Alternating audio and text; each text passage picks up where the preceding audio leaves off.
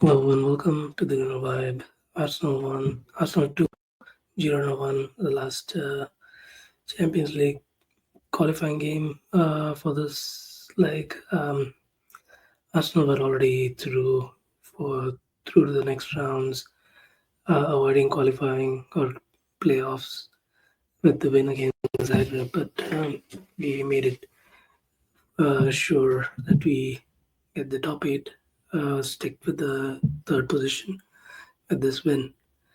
Um, with so many games being played. It was the ninth game in I think 28 days. It was pretty obvious that Arteta would make some changes. Nwaneri came in, Neto came in, so Odegaard and Merino and Jorginho also come in as well as Sterling on the right hand side. Leandro Trossard started the as a centre half. Partey played right back. Um, I thought the game was pretty fast paced. We had a couple of chances. I think Sterling had a chance with the Odegaard pass, and then initially Neto had a really bad time, and it's totally understandable. This was his first start of the season for Arsenal. At 35 years, he's the oldest Arsenal debutant since 1915, so that's a huge deal. Um, I I thought Sterling looked really good in the initial first 30 minutes or so. He had a couple of efforts, made a couple of runs as well, which caused some difficulties for the Girona right back, I think. And Nwaneri also switched, was looking good and had a couple of crosses. There was one for Trossard, which he put wide. Um, and then, despite all those position, it was Girona who broke the deadlock. Easy pass through the right hand side, inside the party, and Danjuma, who saw that Neto was outside of the goal, um, headed first time into the net 1-0 to Girona. That was very funny because Neto was already outside the goal and he, for some reason, was trying to save the shot with his hands. It would have been a red card to him if he did save, but it was still funny to see. But after looking so good in the first opening periods and suddenly losing that goal, Arsenal did have to do some uh, make some good progress, but instead it was Girona had a couple of good chances, and Arsenal were able to get the first goal via penalty. Partey was able to get through a couple of players, and he got tripped. It was a clear penalty, and Jorginho was able to convert it. Um, Girona did play well. This was the last game, so it made sense that uh, he would do. They would try to do as well as they could to play their last Champions League game this season.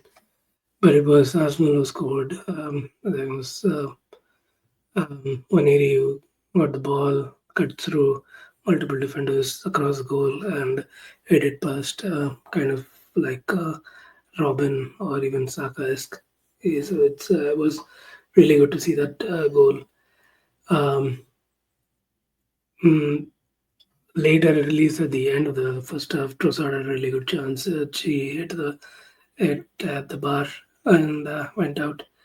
I think second half was there were definitely moments, but it was more to do with how Arsenal will keep the lead and what Girona was going to do with are they going to try and get back. They did almost with really good cross on the right hand side, and I think it's Tuani who um, hit the uh, put it past Neto, so making 2-2. But then soon after it was deemed offsides. So it remained 2-1. Arsenal made some changes, Girona made some changes, but we had another chance to extend our lead, and Sterling, who looked, I thought, a little tired in the second half, got a clear handball, and he took the ball to try it is at the penalty, but was a really good save by the Girona goalkeeper Paul Lopez. That that seemed that I mean, basically just ended up 2-2. Uh, sorry, 2-1 for Arsenal, and we are. I thought overall we were pretty impressive in the eight games that we played in the Champions League. We have to play Man City next, which is going to be difficult. They won today, and it's going to be interesting how things will pan out. Arsenal's next opponents in the Champions League would be AC Milan or PSV or Feyenoord or Juventus. So we'll see how this goes. The next leg of the Champions League is going to be interesting. It's, we will have to wait for the playoffs. A couple of things I wanted to talk about was the fact that the offside systems in the Champions League was very quick. Like they have the automated offside, and within seconds you could get the results. But for some reason, Premier League is hesitant to get the automated offside installed. They were planning to get it in back in September or October. That didn't happen.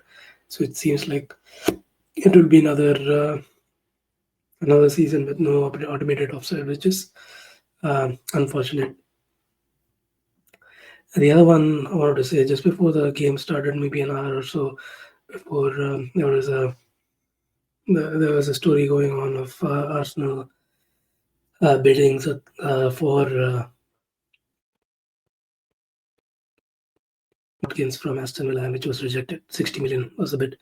I don't know if this is going to happen. They are trying to go and go for the second bid, but with John Duran apparently heading to Saudi Arabia, I don't know if this is going to be happening. And I feel 60 million is a little bit much for a 29-year-old, anyways. So we'll have to see if Arsenal have that target or they'll go for other targets.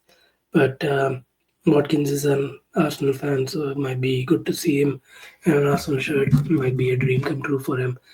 And overall, might be good for Arsenal anyways, because we have a lot of games remaining in this season, and it might be good to have a attacking player in this window anyways.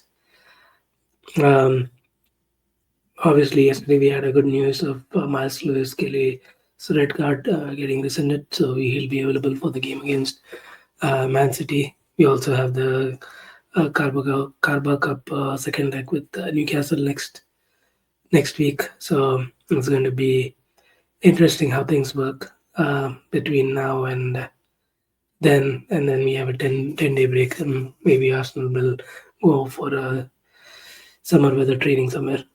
But until then, we'll talk after the Man City game.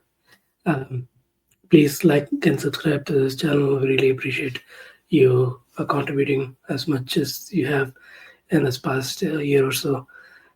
If you like, again, subscribe to the channel. Really appreciate it. Thank you and have a good day. Bye. Good morning, guys.